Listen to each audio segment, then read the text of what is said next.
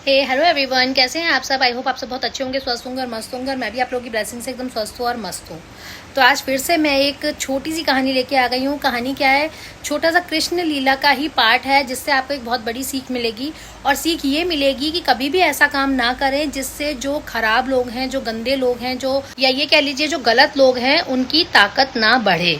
तो आप लोग कभी ऐसा काम मत करिए जिससे जो गलत लोग हैं उनकी ताकत और बढ़ जाए या वो अपने आप को और शक्तिशाली समझने लगे।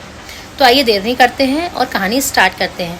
कहानी कुछ ऐसी है कि आप सबने ये तो सुना ही होगा कि जो हमारे बाल गोपाल थे, छोटे से कृष्ण लाला थे, तो वो ना जब भी गोपियाँ ऐसे पानी की मटकियाँ भर के लेके आती थी या फिर वो दही मक्खन निकालती थी, अपना मक्खन बिलोती थी, तो ये जो है माखन चुराते थे।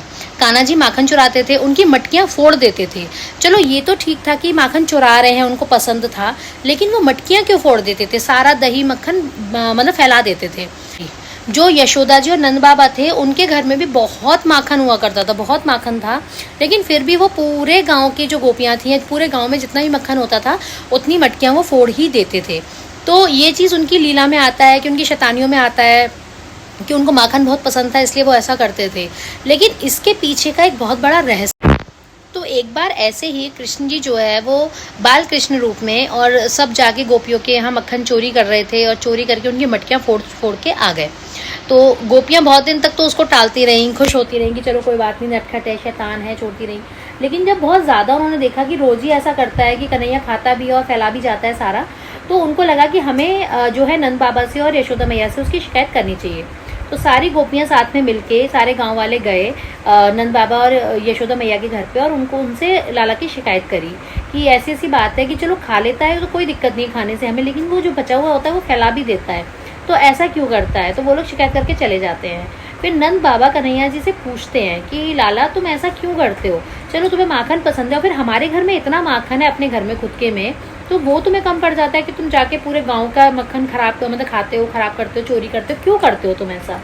तो कृष्ण जी ने बड़ी अच्छी बात कही नंद बाबा से। उन्होंने बोला कि आप लोग जो है वो माखन वगैरह जो भी निकालते हो, जो मक्खन होता है वो सारा कंस को देते हो, वो कर के रूप में, मतलब वो कर के रूप में आपसे सारा माखन, दही, दूध सब वो ले लेता है। आप लोगों के लिए तो कुछ बचता ही नहीं है, आप लोग अपने लिए तो बचाते नहीं हो। तो अगर आप लोग ये कर के रूप में उसको कंस को देना बंद नहीं करोगे तो मैं ऐसे ही बर्बाद करता रहूँगा।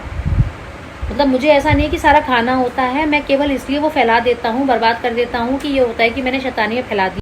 तो कन्हैया जी ने कहा कि आप कंस को कर के रूप में ये चीज़ें देना बंद कर दो, आप लोग खुद इस्तेमाल करो, अपने लिए करो, तो मैं ये चीज़ करना छोड़ दूंगा।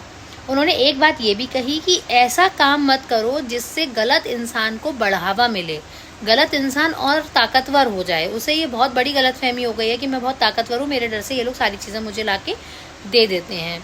तो इससे हमारे जीवन में, मतलब आज के जीवन में भी बहुत बड़ी सीख मिलती है कि अगर कोई आपके संग गलत कर रहा है तो उसके लिए आवाज़ उठाओ, उसको ललकारो, उसको बोलो और उसको सही करने का मतलब ट्राई करो। लेकिन ऐसा मत करो कि उसके डर से या किसी कोई गलत इंसान गलत कर रहा है तो उसको और गलत करने दो या और उसका साथ दो उस गलत को करने में, चुपचाप करते रहो। नहीं, ऐसा नहीं करना चाहिए, हमें डरना नहीं चाहिए। तो बस आई होप आपको कहानी अच्छी लगी होगी। अगर कहानी अच्छी लगी तो प्लीज़ लाइक शेयर कमेंट करना ना भूलिएगा। चैनल पे अगर नए हो तो प्लीज़ चैनल को सब्सक्राइब कर लीजिएगा, बेल आइकन को प्रेस कर लीजिएगा, ताकि मैं जैसे ही नई वीडियो डालूँ तो आपको वीडियो मिल जाए।